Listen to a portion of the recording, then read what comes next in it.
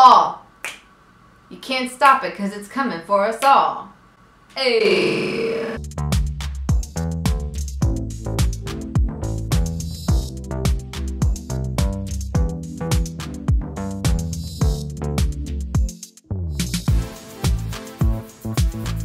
Okay, so today we are cutting. By the way, y'all like my manicure? It's all different, it's ombre. Okay, Mom and I are out here cutting hydrangeas. So these have been like, you know, they were beautiful during the summer. So and I'm thinking, see the bud right here? I want to cut it yeah, right that's there. exactly where you cut it. Okay. At a dramatic angle. With the Yeah, these scissors are very strong. Okay. I don't want to cut all the leaves off, just so much. And so you're saying that these will kind of stay. Oh, they're beautiful. They'll stay pretty all winter? Yeah, they really do. And they're actually going to help. It will boost their growth in the spring. Even if you cut them that low? Yeah, because they're going to work on, I just did. I had a feeling that these would be this beautiful, but like I had no idea the depth of color that they would emit. So they're just like the most beautiful shade. Oh, they're pretty much dried out. They are sitting in water though. My hope is that they will look like this for like months. So we will see. I'm looking right now outside my window and it is a gorgeous day.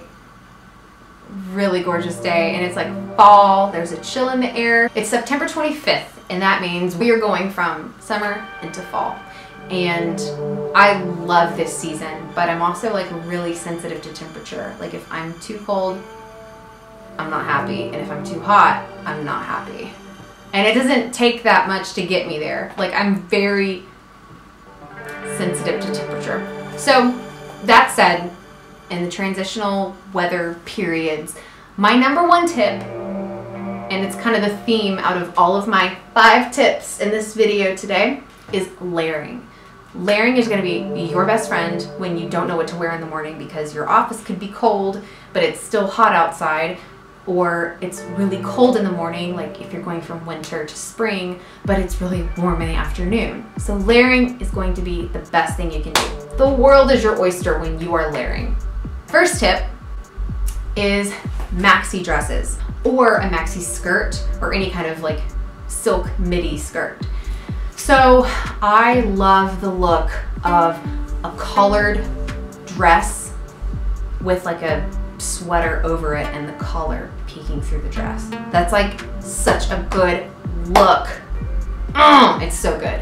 And then you could also take like a maxi dress like this, put a chunky sweater over the top, and then you're covered no matter what the weather is for that day. With a skirt, especially in the winter going to the spring, I would suggest doing a skirt with a thicker fabric and then like wear like a tank top with it or something really thin so you're ready for by the time the afternoon hits and it gets a little warmer out, you're not like uncomfortable.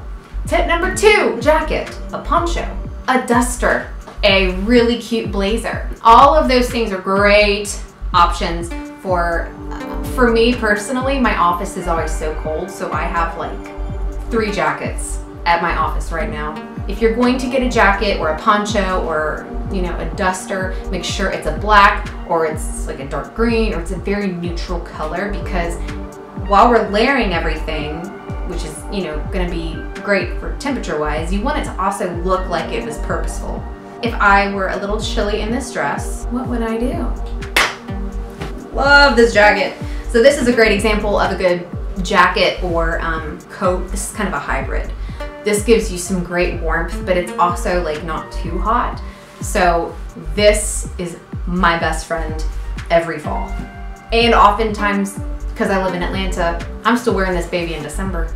Tip number 3, a sweater dress or a thin tunic to wear with leggings or pants or leggings.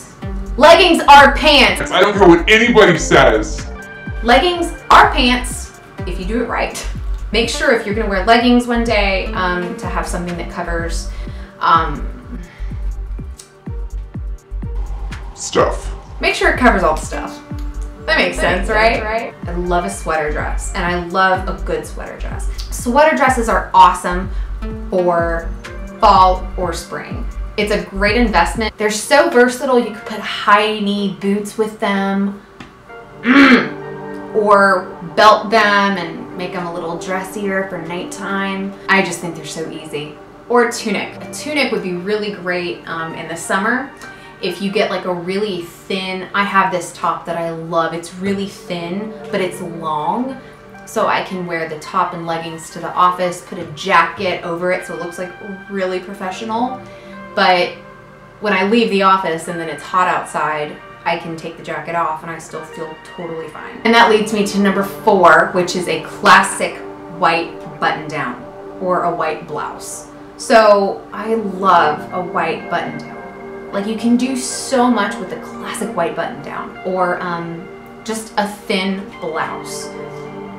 It's so good because I have a couple of really thin white tank tops that I got. They're scallop topped, and then they're also lace topped, and they're great because like sometimes I want to wear a poncho with that underneath.